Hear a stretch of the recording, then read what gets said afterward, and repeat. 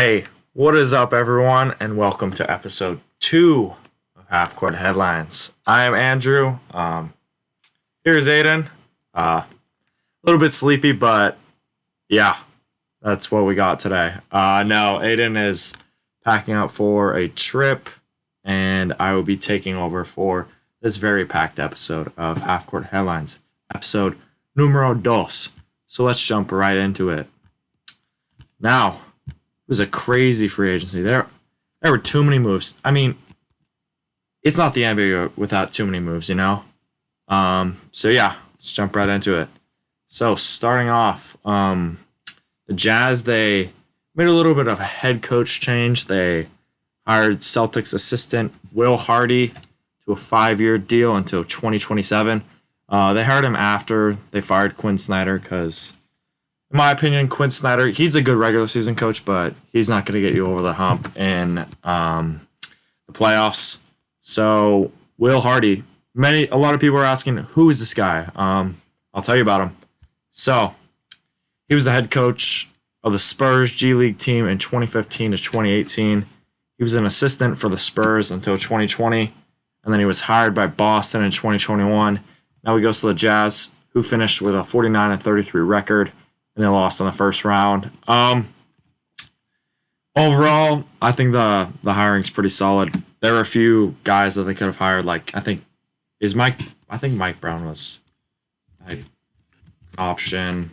They could have hired D'Antoni. They could have hired the usual suspects, you know. But I think similarly, you could compare this one to, like, in NFL terms, you could compare this signing to like a Sean McVay, because he's been around a bunch of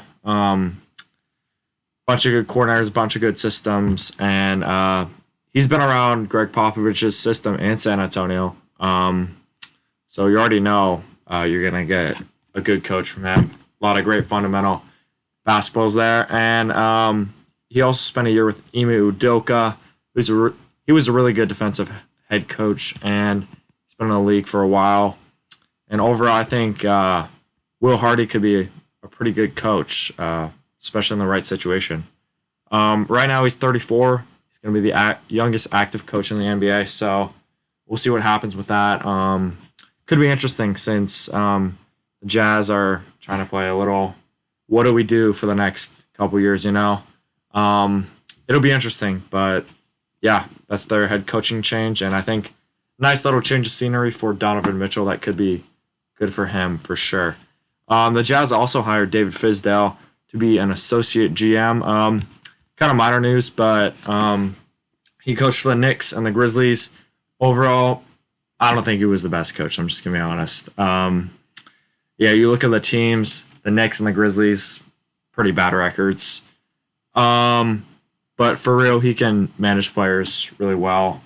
I've seen that. He's been in locker rooms and stuff, and I think he's going to work well with Danny Ainge. I like what that front office has been doing, and it'll be interesting because I think the more chefs you have in the kitchen, you're going to be cooking up something spicy. So we'll see what happens. I like what they're doing there, building a little crew for the GM. So yeah, fun stuff in Utah. For the Utah Jazz this offseason, they added Malik Beasley, Patrick Beverly, Walker Kessler, Jared Vanderbilt, and they lost Juancho Hernangomez, Bo Cruz in the new movie Hustle. That name is probably trademarked by now, but still, he's Bo Cruz. And they lost Rudy Gobert. So let's go into the trade. The Jazz traded away Rudy Gobert for a pretty big package, I would say. So yeah, let's get right into it. So the Jazz trade away Rudy Gobert, and in return, they get Malik Beasley, Patrick Beverly, Walker Kessler, Jared Vanderbilt, Leandro Bolmaro, however you say that, and 3 first-round picks. And the Timberwolves get Rudy Gobert. So, looking at the Wolves side of the deal, they get Rudy Gobert, who, if I'm not mistaken, he's won the Defensive Player of the Year a couple times. I would say he's, if not one of the best defensive centers in the game today. All this guy does is block shots left and right. They call him the Stifle Tower for a reason because this guy swats balls out of the sky like it's nothing, and he's a great defender. But I would say his only weakness is he can't really score well. And for the for the Wolves, that might be their Achilles heel because they lost a bunch of young shooters like Beasley, Walker Kessler, all these guys. Like in the crunch time, I don't know. Sure, like these blocks might be nice, but I feel like they need some scoring plays from Rudy Gobert, and he doesn't score it very well. You see plays, he's going against a defender, and then he just doesn't even look at the basket and he just dishes it out. That could be a problem, but they get one of the best defensive centers in the NBA.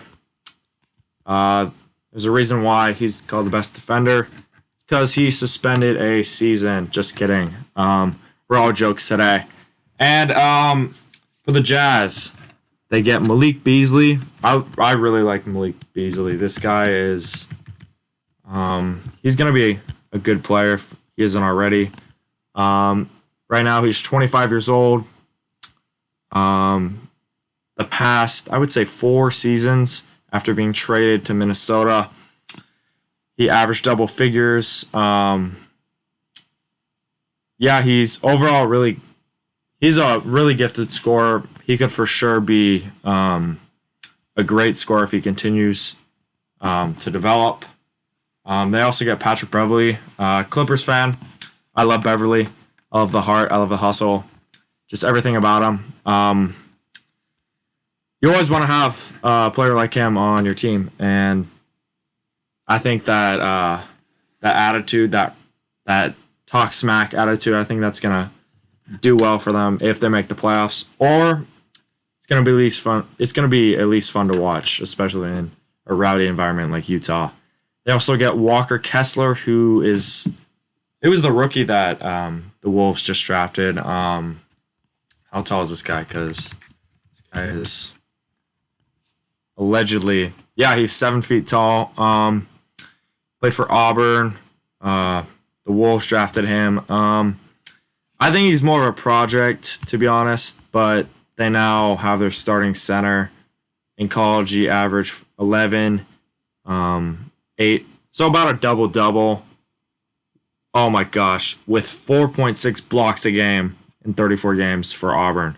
Now, I'm not saying he could be the next Rudy Gobert, but a couple years' time, if you come back and you see Walker Kessler in the DPOI race, call me a fortune teller because I'm pretty sure that he can definitely be something if this translates over to the NBA. So they get a good piece there. They also get Jared Vanderbilt, who he's not known for his scoring, but he's also a good defensive forward.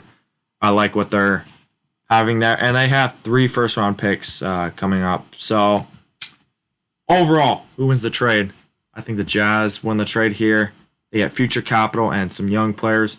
While running a 2-center lineup, it doesn't always work. So I think the Jazz, I like all the assets they have. They have a lot of flexibility. They can move around these young players or these picks. We'll see. And I think we've seen a couple times that a 2-center lineup doesn't really work, especially in the playoffs. But maybe the Timberwolves can find something out of Gobert and actually do something with that. But we'll see. It'll be interesting.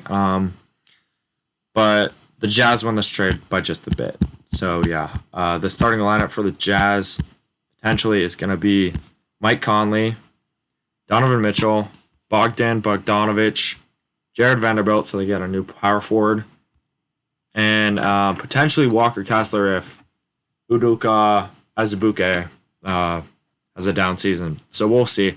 But overall, the Jazz said they're not going to trade away anyone else. They want to build around Donovan Mitchell, and I think they're just going to retool and go from there. Now with the Timberwolves, besides the Gobert trade, made a minor move a few days before free agency. They re-signed Taurean Prince 2 years, $16 million. He's 28 years old. He had the best shooting season of his career, shooting 45% from the field. I think he's a good option as a backup power forward to Karl Anthony Towns, and overall, pretty good depth signing. I think you always need players like this who come off the bench and they score, shoot efficient, and Taurean Prince is that guy. The Wolves also signed Kyle Anderson to a 2-year, $18 million deal. That's $9 million annually. I also think he could be a backup forward to Cat or some other guys here. He's 28 years old. He's a reliable shooter, good bench piece to have, and he shot 57% from the field last year. So really efficient. These two guys are going to come off the bench, a necessity for any NBA team, and I like, besides the Gobert trade, I like bringing back these guys for the Wolves. So these two guys would, I think Kyle Anderson would back up Cat, and then Taurean Prince would back up Jaden McDaniels,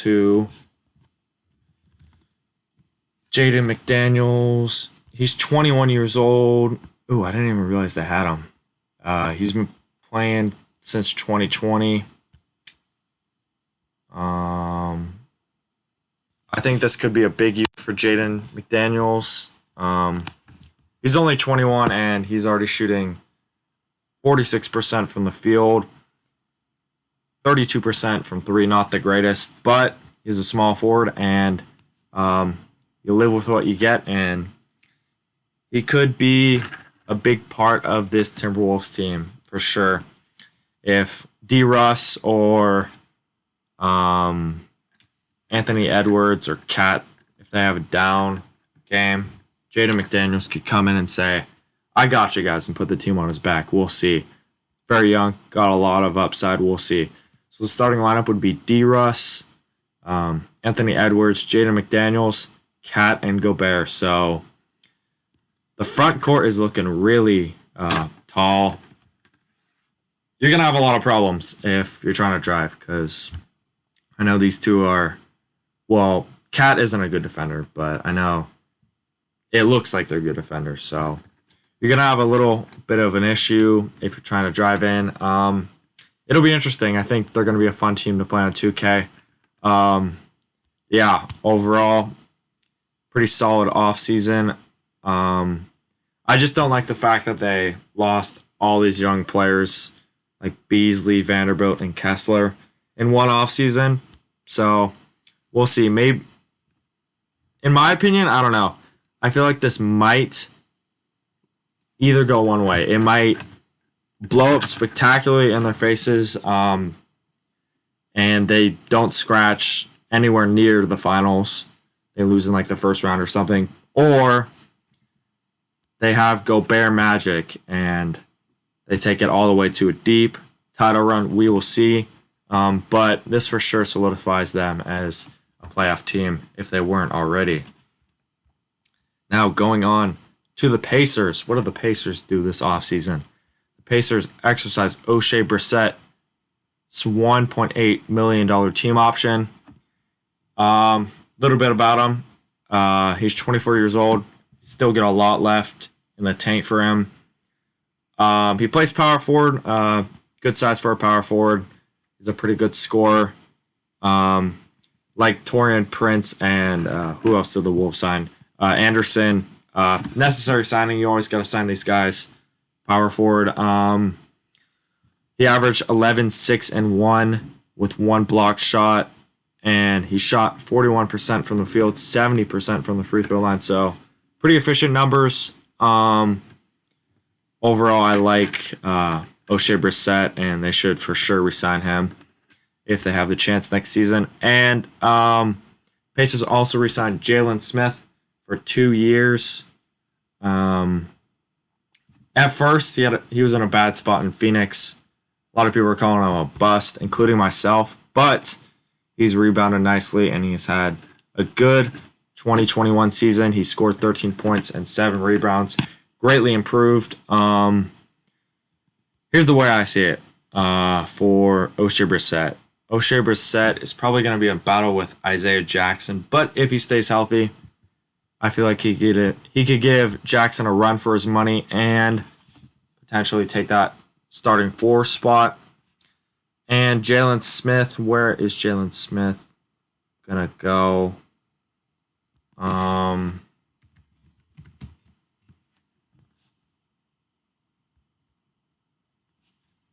Yeah, he can most likely fit in with Brissett. So 2 tall, big 4s and 5s. For sure, it could be a battle, but they get 2 good players back on the Pacers squad. Now, it's time for the big trade the Pacers and the Celtics made. What do they do? If I were to explain this in, I don't know, historical terms, not historical terms, just an analogy. It's basically if I came in to the Bank of America and I stole all of the money, okay? What the Celtics did to the Pacers should be illegal, okay? Here's what the Celtics did. They got Malcolm Brogdon, and you're already thinking, oh yeah, who did they give up for? They give up like Marcus Smart. Did they give up young player? Did they give up like Peyton Pritchard? Someone like that? No, they didn't give up basically anything. The Pacers get Daniel Tice, Nick Stauskas, Malik Fitz, Jawan Morgan, Aaron Nesmith, and a 2023 first-round pick. Let's go to the Celtics side of this. So, Malcolm Brogdon. This year, he really stepped up in scoring. He's now a 20-point scorer. And, in my opinion, he can be an all-star if everything aligns perfectly. Now going to the Pacers package, Daniel Tice, he's a big man for the Celtics, who the Celtics let go of last year. I think he played for the Rockets, and then now he came back to the Celtics. So really like a garbage option. It's like whatever. Throw you him for his salary. I also get Nick Stauskas, who was one of the biggest busts. Not one of the biggest busts. I think he went like, he was the 8th overall pick in 2014. This man, he's bounced around the league, not reliable at all. Another salary one. They also get Malik Fitz, who's a G League level player. So another salary one. I think the best player in this one is Aaron Nesmith, but he's unproven. Aaron Nesmith I think he's pretty young, but he didn't get a lot of playing time. Yeah, he's 22 years old. He didn't get a lot of playing time, surprisingly, on the Celtics, and he shot 40% from the field this season, 27% from 3. So I think he'll have a bigger chance to do some things for the Pacers, but overall, kind of an unproven player. They also get Jawan Morgan, who also is another unproven player. So, and they get a 2023 first-round pick. So, Pacers really get a big man who no one really wanted. They get Nick Stauskas, bounced around. And they really get a couple unproven players, and that's about it. And the pick is probably going to be bad because the Celtics fleece everyone. Who wins the trade? The Celtics by a landslide. They get a 20-point score without giving up anything and absolutely fleeced them from Indiana. Right now, I would say this is my favorite in the Eastern Conference. Fully healthy, I think the Celtics are for sure my Eastern Conference favorite. I love what they did. In the finals, they needed a scorer, and they didn't have it because everyone else was, they were choking. So I think Malcolm Brogdon could be that missing piece that puts them over the top. Starting lineup would be Malcolm Brogdon, Jaylen Brown, Jason Tatum, Al Horford, Robert Williams, and Marcus Smart coming off the bench along with Derek White and a few others. So I really like what they did there. Celtics get good score, and the Pacers really lose a great option, and now really they only have Tyrese Halliburton. They have Ben Mathurin, who said he would be, I think, better than LeBron, which you don't want to hear that from your rookie. And they got Miles Turner, so they also have Buddy Hield, but other than that, it's looking pretty grim for Pacers. And guess what? I'm going to be out near Indianapolis, so I'm probably going to be going to a few Pacers games in college. And let me tell you, it's tough. I feel like these fans deserve more, and it's kind of sad to see what happened there.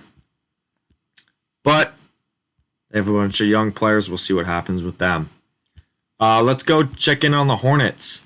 Hornets didn't really do anything in free agency. But the big news for them, Miles Bridges is arrested. He's arrested for a felony domestic violence and released on a $130,000 bond. The victim claims she was assaulted pretty badly, and he's going to be in court on July 20th. So probably not going to play next year, even if he survives this with the NBA discipline policy. And the Hornets basically lose one of their top players. And what are they supposed to do?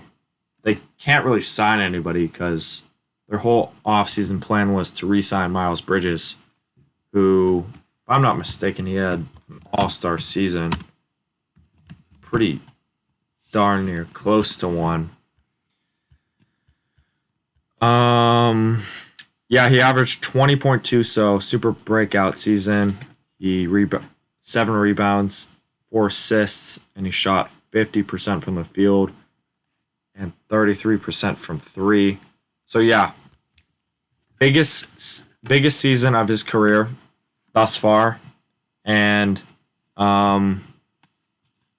he does this. Gets arrested in LA, and yeah, trouble in Hornets land.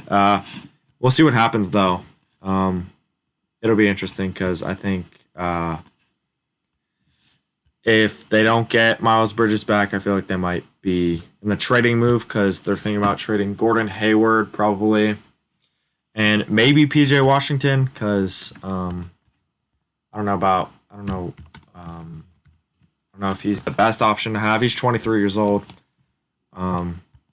But he is an intriguing option. He scores. Yeah, he's averaged double figures his entire career. So look out for PJ Washington and potentially Gordon Hayward for sure to be traded. Basically, look out for the entire roster to be traded if Miles Bridges doesn't come back because he was their key helping them out in the play-in. And now they lose him, so Hornets might be in panic mode for sure. Going off to the next team, the Pistons. Let's go over some moves with the Detroit Pistons. The Pistons and Kemba Walker agreed to a buyout. It's not surprising. I don't think he was going to play for the Pistons either way. He's a good veteran point guard to have, but he's fallen off with injuries and really wasn't going to fit in a crowded backcourt with Jaden Ivey, Cade Cunningham, all those guys. I could see the Wizards, Grizzlies, maybe even the Suns signing him. Overall, he's a good veteran point guard to have. Like off the bench, get you a couple easy buckets, kind of like Lou Will, the man, the myth, the legend. So yeah, I could see him going to one of those teams. The Pistons re-signed Marvin Bagley, 3 years, $37 million. That's $12 million a year. He was also labeled as a bust, but he's actually had a decent NBA career. He averaged 14, 7, and 1, and he shot 56% from the field. My only concern is injuries. He's been injured pretty badly. I think he had a shoulder injury, something similar. But if he's healthy, I think he should be the starting 4. And yeah. Pistons also re-sign, well, they don't re-sign. They signed Kevin Knox to a 2 years, $16 million deal, 8 years annually. Low-key a bust, and will now sit on the bench and try to salvage his career if not, he's out of the league. Although he's had an injury-riddled career, he hasn't been healthy in 3 years. But the only upside is he's 22 years old, so he has a lot left in the tank if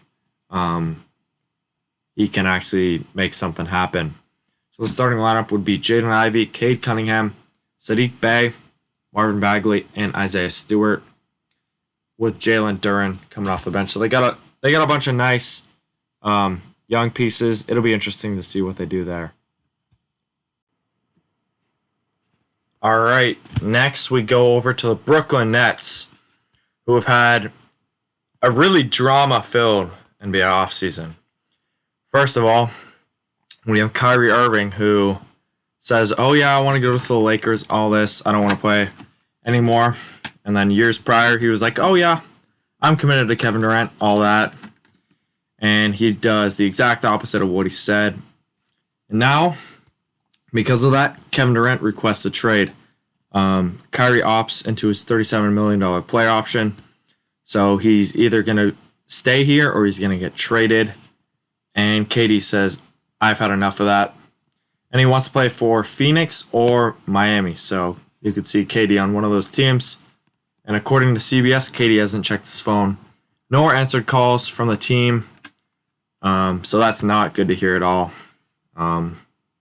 Look out for a trade because he can't sign anywhere because he's locked in for 4 years. But yeah, look out because if he doesn't show up, you got to trade him and get something for him. With that, however, the Nets re-signed Patty Mills, 2 years, $14.5 million. That's 7.5 annual value. He's 33 years old. He's always a very dangerous and crafty shooter. He averaged 11, 2 and 2, shot 40% from the field, 40% from three, and 81% from the free throw line. He's a great bench guard to have. He can get a bucket for you. And the Nets re-signed Nicholas Claxton to 2 years, $20 million deal, $10 million annually. He's 6'11", 215, only 23 years old. He's a great center project and has only improved. You have to keep him, and he does a great job rebounding and defending. 9-6 this season, overall good signing. If they lose KD, they have the center position locked down, so they won't need to worry about him. And probably the biggest signing for the Nets this offseason, they signed TJ Warren to a 1 year, $2.6 million deal. So they get TJ Warren to clean up that 4 spot. In my opinion, this is a great deal.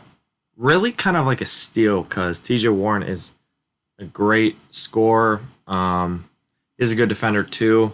He'll be a good addition to the Brooklyn Nets. What did he average? TJ Warren.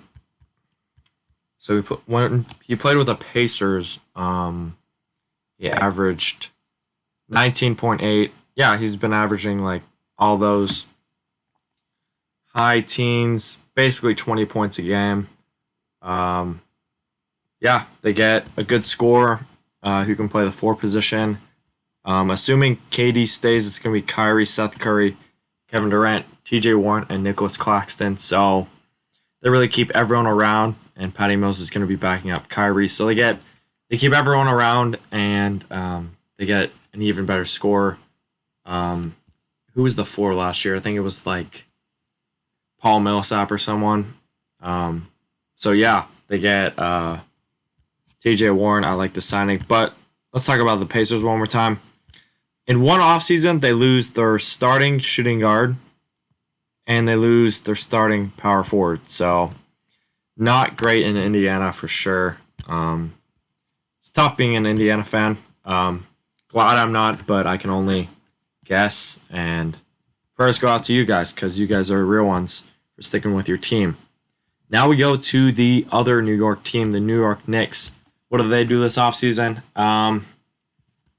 They dumped the Brinks truck full of money to Jalen Brunson's house. They signed him for a 4-year, $104 million deal, $26 million annually. The Mavs didn't sign Brunson to a 4-year, $55 million contract early on, which would have been a steal because he had a great postseason. And the Knicks said, we want our starting point guard, and they got him. He averaged 16, 4, and 5, and he shot 50% from the field, 37% from 3, and 84% from the free throw line. Such an improvement from last season. He had an incredible postseason this year, and he's rewarded by being the Knicks' new starting point guard. And I think he's made for the bright lights. He played at Villanova. I think he made the game-winning shot, I'm pretty sure. So he's definitely capable of scoring under pressure, and I think he'll be a good addition to the Knicks. The Knicks also signed Isaiah Hartenstein, 2 years, $16 million, $8 million annually. He's a tall and lanky defender, very quick on his feet, 7 feet tall, 250 pounds. 8, 5, and 2 with the Clippers. I think he's going to be a good fit, good backup, big man to have off the bench. Overall, good signing at a pretty cheap price for most big men today. They also re-signed Mitchell Robinson, 4 years, $60 million, and $15 million annually. He's 24 years old. He's a good size. Actually, he's a great size defender. Let's see how tall this guy is. I think he's 7 foot flat. Wait, that's his wingspan. I was gonna say you're 7'4". He's 7 feet tall, and he's 240. 7'4", 240. So really great size for a center. He averaged 9 and 9, a very efficient shooter. Shot 76% from the field, not the free throw line, the field. So you always want those players who are efficient with the basketball. And I'm expecting a big year from Robinson. He's 24. Most good players have their best seasons when they're 25. And it'll be interesting because I think this is a very young team, but they can definitely make some noise. And a pretty, I would say, barren Eastern Conference, especially if Kevin Durant leaves. It's really like the Bucks, Celtics, say the Hawks, and then a couple other teams, but the Knicks are definitely in the pack now with signing Brunson and re-signing all these guys. They also waived Taj Gibson. That happened today. He's 37 years old, basically a $5.5 million deal guaranteed the next 2 years. And it's too crowded at the 4, so that's why they cut him. They cut Taj Gibson, and starting lineup would be Jalen Brunson, R.J. Barrett, Evan Fournier, Julius Randle, Mitchell Robinson, and they have Obi Toppin, Cam Reddish, a couple of their point guards off the bench. And, all those guys. I like the offseason the Knicks put together. Overall, very, very solid offseason. And, making moves at the advantage of the Brooklyn Nets. They're showing we're still New York's team. And, also, I forgot to mention, the Nets had a trade with Utah. They get Royce O'Neal for a $9.2 million deal. He averaged... they traded him, and Royce O'Neal has 2 years, $9.2 million in 2022, then $9.5 in 2023. He'll most likely be resigned as a decent veteran small forward. He's more of a defensive forward, but he should add length and depth to Brooklyn's front court. 29 years old, 6'5", and 226. He's going to be backing up KD if he decides to stay, and Utah gets another first-round pick. So I think the Nets win this trade just because they get another good scorer and keep adding more cooks to the kitchen, making something spicy in there. Overall, it's a good deal for the Nets. Also, one more trade with the Knicks. The Knicks traded Nerlens Noel, Alex Burke, and 2 second-round picks to clear $19 million in salary. And that's how they got Jalen Brunson. So they lose Nerlens Noel, who's a serviceable big man, and they get Alex who is a good veteran scorer. And overall, everyone on your team needs a player like Alec Burks. So yeah, they offload $19 million in salary, and the Pistons get Alec Burks and Nerlens Noel. So overall, this trade is about even, but definitely saw what the Knicks were trying to do here, and they got their man for the future, Jalen Brunson, and I think he's going to be good as long as he doesn't get hurt. So yeah, two good trades there for both sides. Yeah, very interesting stuff. Now we go over to the Sixers. What did the Sixers do this offseason? 76ers, they signed PJ Tucker to a 3-year, $33.2 million deal. $11 million annually. He's 37 years old. He's definitely deserving of this contract, but I think it might be a little bit too much. You don't see guys 37 years old you're getting these contracts. But PJ Tucker is a good defender. He's not going to score the ball for you, but he's a good defender. You see him with all of his shoes. How many shoes does this guy have? Like 300 shoes or whatever. He's a good defender. He definitely tries out there. Played great for the Rockets and the Bucks, and he's going to most likely back up Thibault or Tobias Harris. He's a very solid option. And he reunites the Philly Rockets. So Daryl Morey brings back another cook into his kitchen. And yeah, the Sixers also signed Daniel House and Trevelyan Queen, two minor players. Daniel House also played for the Rockets, so did Trevelyan Queen. And yeah, once again, Daryl Morey likes his former players, so we'll see. Maybe these guys can help out in some way, shape, or fashion. Also, James Harden takes a $15 million pay cut after opting out of his $47 million player option. Then he signs a 2-year deal, and he's going to be 34 when the deal is up. This simply allows for more flexibility with the roster, and they will be a threat in the East for sure. Definitely a contender. I like the young pieces that they have. They have I like Tyrese Maxey, DeAnthony Melton. They brought him in. Shake Milton for sure. This guy shake and baked his way to 50 points against my Clippers a couple years back. So definitely can score the basketball. PJ Tucker, I guess, is going to be starting, but I think he's going to be backing up. They got Tobias Harris and Joel Embiid, of course. So yeah, very solid squad, and they didn't lose anyone in free agency. So overall successful season for the Sixers. Now we have the Wizards. What did the Wizards do? Starting off, they re-signed Bradley Beal to a 5-year, $251 million deal. Listen, man, this guy is an all-time scorer.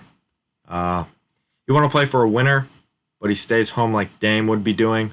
The only problem is there's a no-trade clause, and how old is he now? Bradley Beal is 29 years old, and he signed a so he's going to be 34 when this deal is up, and he's in danger of not winning. But I think the Wizards had a good offseason. Last year he averaged 31. As long as he's healthy, good deal, and I like what they did there. They also signed DeLon Wright, who is a veteran forward. He's fine. They also signed Taj Gibson. They pick him up for $10 million. Contract is, I'm pretty sure, still paid by the Knicks. So they get a veteran forward in there. He's a decent defender. The Wizards also made a trade here. Let's check out what they traded for. So the Nuggets, they traded KCP and Ish Smith to Washington, and the Wizards trade away Will Barton. Wait, I'm sorry. That's backwards. The Wizards, they get Will Barton and Monte Morris, and the Nuggets get KCP and Ish Smith. KCP, $14 million, 29 years old. He shot 44%, 39% from 3, and 89% from free throw line. Averaged 13, 3, and 2. And Ish Smith, 4.75, contract 1 year. This is his 13th team he's played for in 12 years. It's kind of ESPN stat, if you want to call it. He's 34 years old. He's a decent veteran scorer. Averaged 9, 3, and 5 while shooting 46% and 36% from 3 and 68% from the free throw line. Who are the Wizards getting? They're getting Will Barton, $14.4 million on that deal, 1 year left. 31 years old. He's a very skilled scorer, averaged double figures the past 8 seasons, so since he was 23, so really good player. Averaged 15, 5, and 4, shot 44, 37, and 80%. Can either play the 2 or the 3, and he also started 71 games. Played last year. He started over Michael Porter Jr. when he was injured. Also got Monte Morris, $18 million over 2 years, 9 years, $9 million average. 27 years old. He's basically averaging double figures his entire career. Best season last year, 13, 3, and 4. Shot 48, 40, and 87. He's very skilled offensively, and he was the team's starting shooting guard. So, who wins the trade? I think the Wizards win this one. They get starting point guard, Monte Morris, and they get a starting small forward, Will Barton. And although the contracts are a little bit messed up, I think the Nuggets got the cheaper contracts there. Wizards for sure win this one. I'm not going to trust KCP. I think Monte Morris and Will Barton are more reliable options. And Ish Smith is Ish Smith, it's whatever. So overall, Wizards win this one. They now have Monte Morris, Bradley Beal, Will Barton, Kyle Kuzma, Porzingis, and they have a couple young players like Rui Hachimura, Corey Kispert, Denny Abdia. They have a bunch of young guys, very skilled players. I think the Wizards could for sure sneak into the playoffs, especially now since they got a couple more veterans. Looking more dangerous now. Wizards, good offseason. For the Nuggets, they signed DeAndre Jordan, Clippers and Lakers legend DeAndre Jordan, to a veteran minimum. He's 33 years old, 6'11". He's just a big body. Definitely not going to score it. I think his rebounding days are definitely past him. So he's just a big body, That's what you're going to get with DeAndre Jordan. Nuggets also re-signed Jokic to a 5-year, $264 million supermax. $53 million annually. That's going to start in 2023. Right now, Jokic is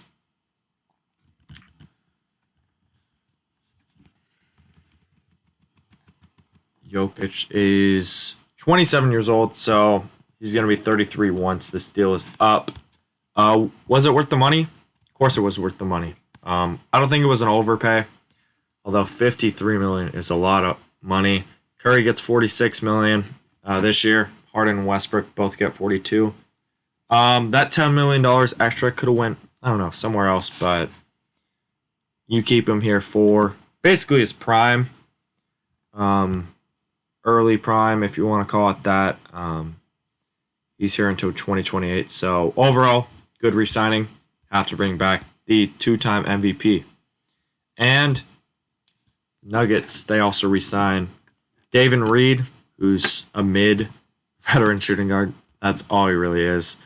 They also get Bruce Brown from the Nets. He's here for 2 years, $13 million. 7.5 AAV, 25 years old. He's a great scorer. I know in 2K he's a little bit glitchy. I think I had like 30 points with him a couple of times. So good score there. 40% from 3. Expect a big year from him off the bench. I think he's a great pickup for this Nuggets squad. Even if they lost Morris and Will Barton, expect Bruce Brown to have a good year. So, overall, I think the Nuggets, they lost that Wizards trade, but they got Bruce Brown, and they're looking spicy if Jamal Murray and MPJ can stay healthy. So, looking good in Denver if all goes according to plan. Now we go to Miami. What did the Heat do? The Heat signed Victor Oladipo 1 year, $11 million. What do I have on him? He hasn't been healthy since 2018, but was an explosive scorer, two-time All-Star. He's a good get, low-risk, high-reward player. Should play a lot this year. I think he's going to play off the bench, backing up Tyler Hero, but don't be surprised if he gives Tyler Hero a run for his money, even though he says, if I'm not starting, you can trade me. We'll see, because I don't know if Tyler Hero's been an All-Star yet, so we'll see. For sure, a possibility. And the Heat resign Dwayne Dedman to a veteran's minimum. I like him. He's 32 years old, 7 feet tall, 245. He's a good backup center. He plays good defense. That's all I really got on him. You need players like this on your squad, and you got him. The Heat also re-signed Caleb Martin to 3 years, $20 million deal. Caleb Martin had a breakout year. This year, he's a great shooter. He fits into the system well, Pat Riley's system, and he's good off the bench. I like Caleb Martin. Caleb Martin, I know there are like two Martins in the NBA. I think they're identical twins, I'm pretty sure, but this is the better one for sure. 26 years old, so it's going to take him to age 29. Overall, good piece to have, and I like what the Heat are doing. Not going big or anything, they're just re-signing, and I think they're in the running for KD. It'll be interesting. Check into them if they, in fact, get a run for KD. Overall, just a couple re-signings. Overall, good offseason for the Heat. Now the Bucks. What do the Bucks do? Bucks re-signed Bobby Portis 4 years, $49 million, 12.5 annually, 27 years old. Bobby Portis, he's been a good scorer his entire career, and he's such a threat shooting the ball. Scored the most of his career last year, and he's a good defender. Good signing off the bench and a good vet to have. So Bobby Portis got the bag, and now he's going to perform like he always has. So I like what they did there. They also signed Joe Ingles on a 1-year veterans minimum. This is a good signing because as a Clippers fan, this guy would always stab us in the back every single year we played the Jazz with CP3 and Blake Griffin, all those guys. Even with Kawhi, this guy always made buckets in the playoffs. Let me tell you, he was a pain.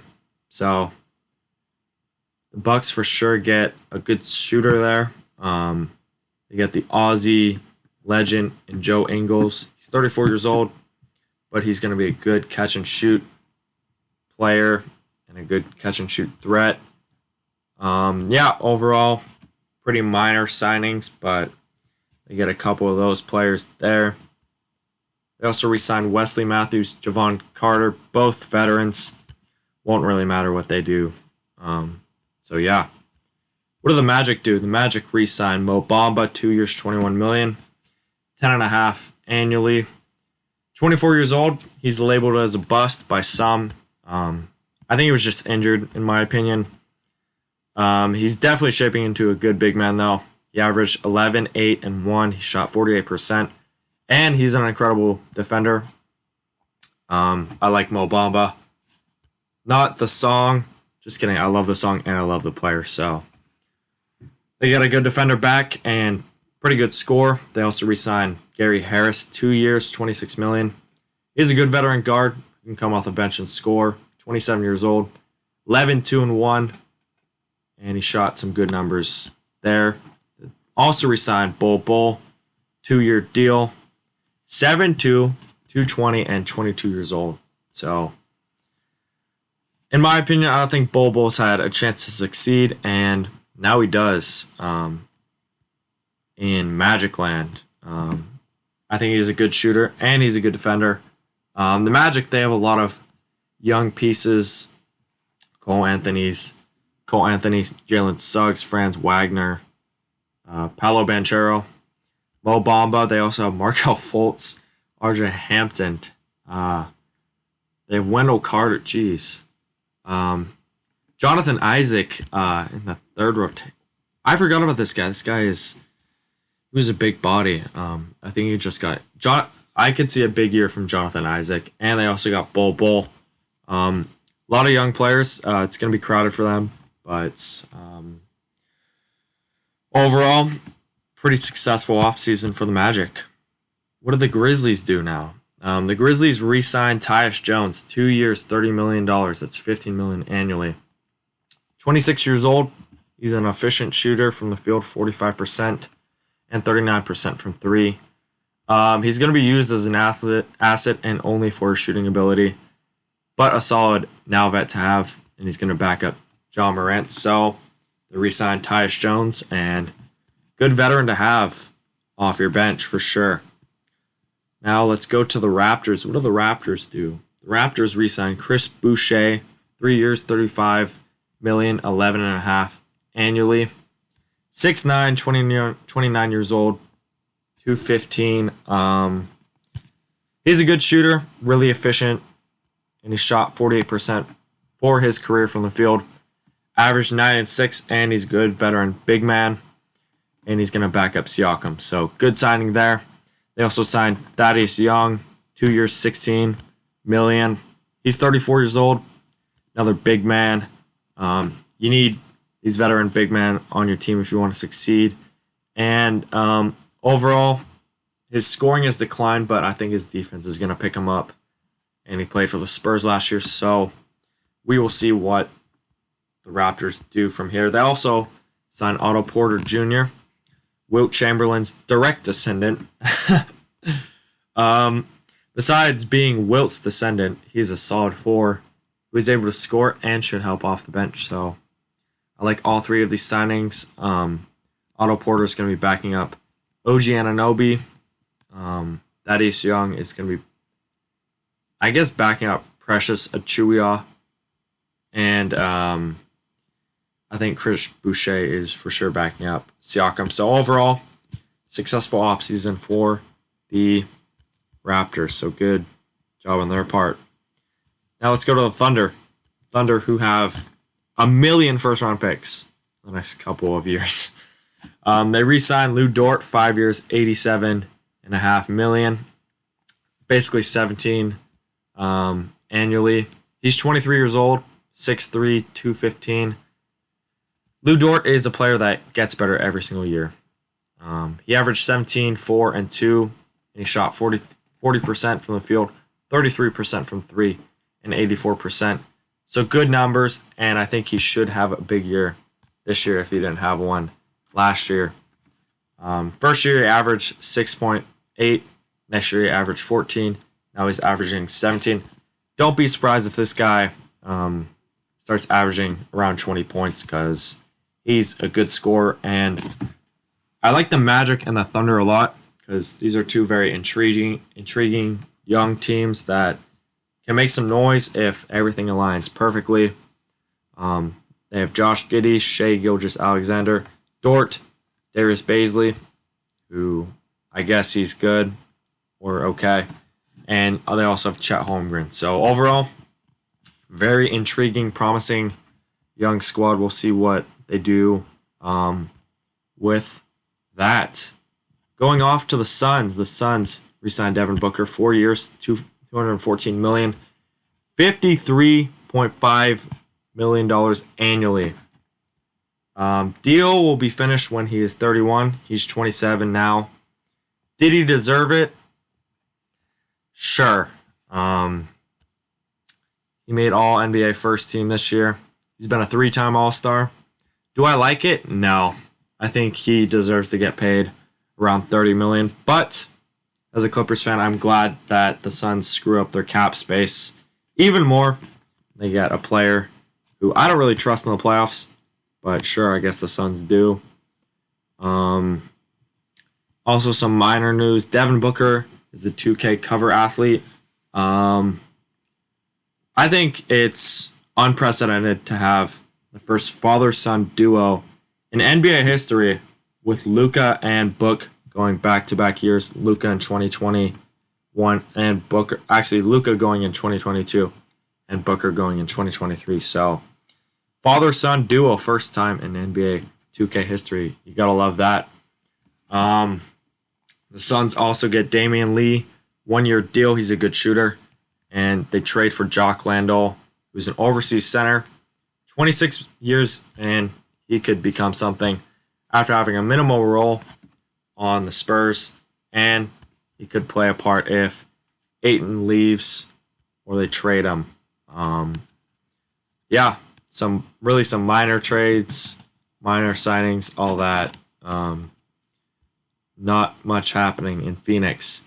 Now for the Blazers, what did the Blazers do? They re-signed Anthony Simons, 4 years, $100 million, $25 annually. He's 23 years old, 6'3", 181. He had his best career year, averaging 17, 3, and 4, while shooting 44, 40, and 89. Definitely took a huge step in the right direction with Dame gone, and he should only get better. I love this signing because, barring any injury, he's going to take the 2 spot, and it'll be Dame, Simons, Josh Hart, Jeremy Grant, and Nurkic. They also signed Gary Payton, 3 years, $28 million. He's a good defensive point guard, 29 years old. Basically only a defensive specialist. That's all he's going to be. Not going to score very much. But he shot 60% from the field, so maybe he can score. Blazers also re-signed Yusuf Nurkic, 4 years, $70 million. He's a double-double machine, very reliable center. He was a good scorer. He's been injured these past seasons, but should be back with a healthy Dame to make a run. The Blazers also waived Bledsoe. He didn't really do much. I'm pretty sure he sat out all this season with the Blazers. After the Clippers traded for Robert Covington and Powell. So, yeah, Bledsoe's a free agent. The Blazers re-signed Damian Lillard for 2 more years, $122 million.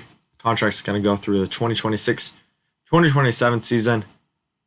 He's 31 years old now, and he's basically going to finish his career in Portland. So, Dame didn't run from the grind in this one, all right? He's locked up for basically his entire career. And they re-signed Dame, Simons, and Nurkic in one offseason. That's definitely a successful offseason, and I think this team for sure is making a run at the play-in, potentially the playoffs. We'll see. But overall, I like what the Blazers did there. Now we got the Rockets. The Rockets re-signed Jayshawn Tate to 3 years, $22 million, 7.3 annually. He's 26 years old. He's a very solid young forward. He went undrafted and averaged 12, 5, and 3. He started 77 of the 78 games, so super healthy. And he shot 58% from the field. My opinion, he's like my 2K generated center. Really efficient. Does the job right, and is a good young player to have on this Rockets team who trying to get their development down so they can be something. So I like Jayshawn Tate, and Rockets get him for a pretty cheap price, I would say. Now let's go to the Mavericks, the other Texas team. The Mavs, they signed JaVale McGee, 3 years, $20.1 million. That's $6.7 a year. He's a good veteran big man. That's all I can really say. Puts up numbers, plays well. Should be the starting center, especially after they traded Porzingis. I think he's going to start over Powell. He's not a Shaq than a fool meme anymore. He won a couple rings. Now he's a good, respectable veteran big man. That's really all the Mavericks did. So they brought in a new center. Kind of shake the dice a little. Let's see who they got. And they got a good veteran player there. And the Bulls, they signed Andre Drummond to a 2-year, $6.6 million deal. He's an awesome big man for sure. He puts up points and he gets a lot of rebounds. But my only issue is you already have Vooch. So why would you bring in another center? This reminds me of Drummond on the Sixers. I think it was last year, I'm pretty sure. It was Drummond and Embiid. Why do you have 2 centers? I don't know. It's weird, but maybe a good bench piece to have, if you want to call it that. I don't know. Maybe play at the 4. It's weird. It's like the Wolves too, where they have 2 centers. It's whatever, you know. Can't really say much on that. They also re-signed Zach LaVine, 5 years, 215.2 max contract, 43 million annually. This deal is done when he's 32, and he's having the best years of his career right now. He was an All-Star the past 2 seasons. He averaged 20 plus past 4 seasons, puts up great numbers. He's a great player, and it was well deserved. So I like that signing a lot. You get back your star player there. He doesn't leave, and he's a loyal guy. They also re-signed Derrick Jones Jr., who's a solid bench piece, and he's still pretty young, and he's very athletic. I think he won the dunk contest a few years back, and they also re-signed Goran Dragic to a 1-year, $2.9 million deal. That's kind of a steal, in my opinion, especially since he was an All-Star, I think, a couple years ago. He's a good scorer, good veteran presence, but he is 36, and he's been injured, so we'll see what happens with that. They didn't lose anyone. Dragic is going to be backing up Lonzo, and Vooch is going to be backing up Drummond. So overall, pretty successful offseason. They don't really lose much there. Let's go visit the Cavs. What do the Cavs do? Minor moves. They re-signed Ricky Rubio, 3 years, $18.4 million. He's 31 years old. He low-key feels like he's been in the league forever. He's a good veteran point guard and a good scorer. Basically double figures all of his career and a good assister. They also signed Robin Lopez, a decent scorer. Should help them in crunch time off the bench. They also re-signed Darius Garland, 5 years, $231, 46.2 annually. This is kind of an overpay in my opinion, but we'll see because he had a breakout year this year, scoring 22, 3, and 8, 46, 38 from 3, and 88% from the free throw line. Well deserved, and that backcourt of Sexton and Garland should for sure be dangerous. Let's go over to the Hawks. What do the Hawks do? They sign Aaron Holiday to a 1-year veteran minimum deal. He's a decent scorer and shooter. He should help fill out depth. They also signed Frank Kaminsky to a 1-year minimum deal. He had a good role with the Suns. He should be a good piece off the bench. Help the 4 and the 5. Let's also visit this trade that Spurs and the Hawks did. What happened with that?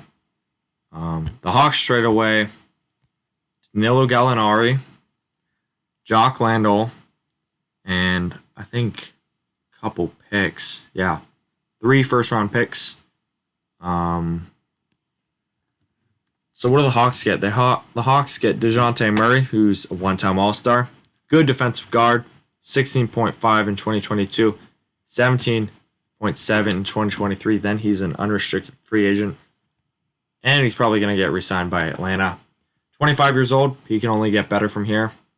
Averaged 21, 8.3, 9.2, and 2 steals, which was league leading, I'm pretty sure. And he shot 46% from the field, 33% from 3, 79 from the free throw line. He's overall a great scorer and just the players the Hawks needed. Another true scorer who will help them out in the playoffs. And the Spurs get Gallinari, who's probably going to be bought out, and they get Jock Landale, who I'm pretty sure got waived. So yeah, really 3 first-round picks for DeJounte Murray. The Hawks win this trade by a landslide. They get another great scorer next to Trae Young and a backcourt that could be deadly if Murray has a 3-point shot. Overall, great trade for the Hawks, and they should be in the thick of the Eastern Conference playoff run for sure now that they have this trade, despite giving up a few picks, which won't matter too much. Starting lineup for the Hawks, it's going to be Trae Young, Murray, DeAndre Hunter, John Collins, and Clint Capella. So I think if I were to rank 2 of the best trades in the Eastern Conference, it's got to be the Celtics getting Brogdon and the Hawks getting DeJounte Murray. So Spurs definitely got fleeced there. Let's go over to the Kings. The Kings signed Malik Monk, 2 years, $19 million. 9.5 annually. Clearly one of, if not the best shooters the Lakers had last year, despite kind of some turmoil there. He's definitely an efficient scorer and a good vet to have. Really nice piece off the bench. He's probably going to be backing up Kevin Huerter, who I will go over in this trade. So, along with the Hawks getting DeJounte Murray, they said, we want some more defense, we want some more veterans, and the Kings said, why not? So, the Hawks get Justin Holiday, Mo Harkless, and a first-round pick, and the Kings get Kevin Huerter. Justin Holiday, he's a good veteran scorer, should help lessen Trey's load. Mo Harkless he's really only a defensive player. That's all he really is. I know he played for the Clippers. I know what he is. He's not going to do much for you, but he can score occasionally. And the first round pick might be something. I think it's later on, but might be something if the Kings are the Kings. But the Kings get Kevin Huerter, who's a much better scorer than Holiday and Harkless, and he can help. The Kings win now, and he's only 23 years old. I think the Kings win this one. Both vets who can be dumped, and Huerter has so much more left in the tank, and he can definitely be a good player if he isn't already. I like what they did there. Kevin Huerter is going to be shooting guard, De'Aaron Fox, point guard, Harrison Barnes, Keegan Murray, Domantas Sabonis. Keegan Murray had a good summer league, even though in the last episode I was like, kind of a bust, but that's why sports are fun, because you don't know what's going to happen.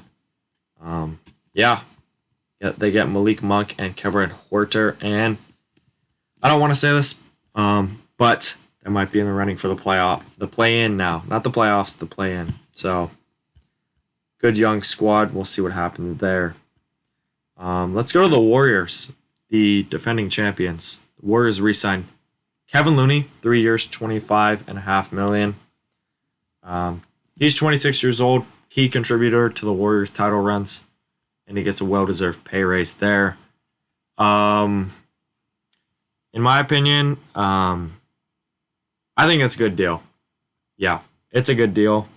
Multiple teams were looking for him, and he said, I'm going to stay with my hometown team who gave me a chance there, and he's staying with them.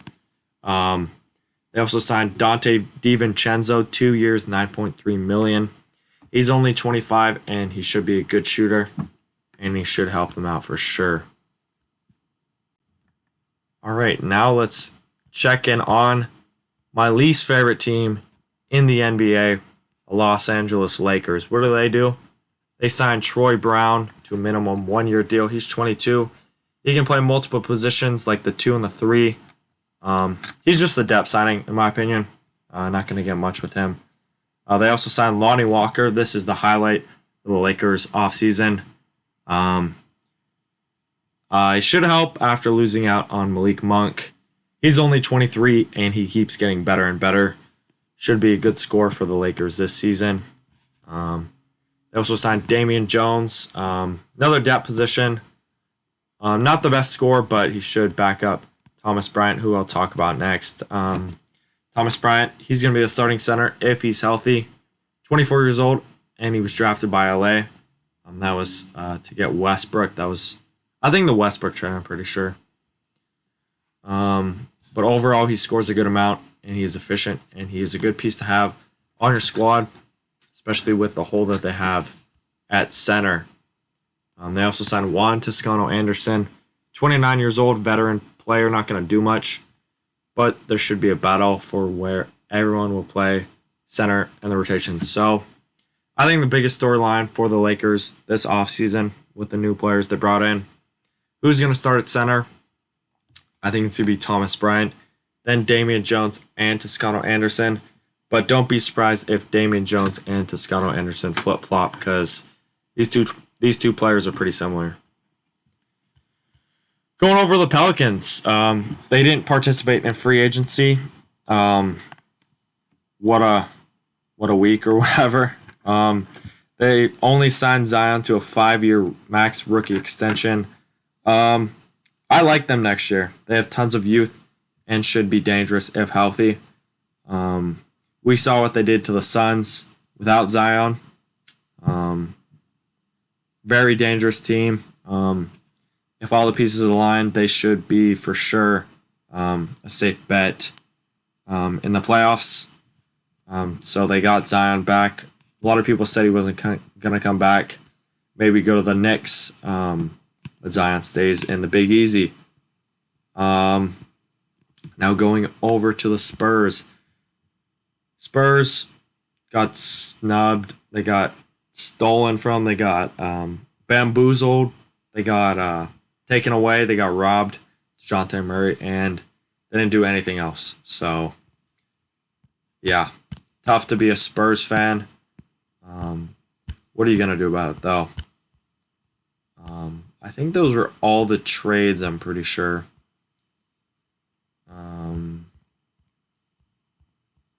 Yeah, that's gonna do it for the trades. Okay. Before I go, gotta talk about my Clippers. Now, Clippers, they re-signed Zubac to a 3-year, $33 million deal. He declined his $7.5 million player option, but it was his best season last year. He averaged 10, 9, 2 assists a game, half a steal, a block, 63% from the field, played the most and had the most minutes of his career. Only concern is defense. He's not the best defensive center, but he's a solid double-double machine. I like defensive centers more just because it's like it's an intimidation factor, but Zubac comes back to LA, and I like what they're doing there. We also re-signed Nicholas Batum. He declined his player option, and he resigned. Not resigned. This isn't the presidency. Overall, $11 million for a player like him. It's a good deal, especially in this free agency class, where players were getting like $53 million or whatever. Says we reached out to him and we gave him a second chance when he had one of his worst seasons, really a low point in his career. That was going to help out even more with defensive depth, and he is a solid three-point shooter. So I love what they did there. The Clippers also re-signed Amir Coffey. Best deal Clippers made. 3 years, $11 million. That is a steal right there. Played the most this season and definitely was an impact player. 69 games, started 30, shot 46% from the field, 38% from 3, 86% from the free throw line, averaged 9, 3, and 2. Overall, very solid depth signing, and most likely going to be backing up one of the guard positions. So overall, that's going to do it for the episode 2 of Halfcourt Headlines. Very fun. A lot of happening in this one. In the next episode, going to go over more of the same. Summer League. We're going to talk about that. Some of our predictions, all that, and Aidan is going to be back, so make sure to tune into that. I think it's going to be airing on Thursday or something. So yeah, in about a week. So make sure to tune into that one, and I will see you in the next one. Peace out. Have a good one.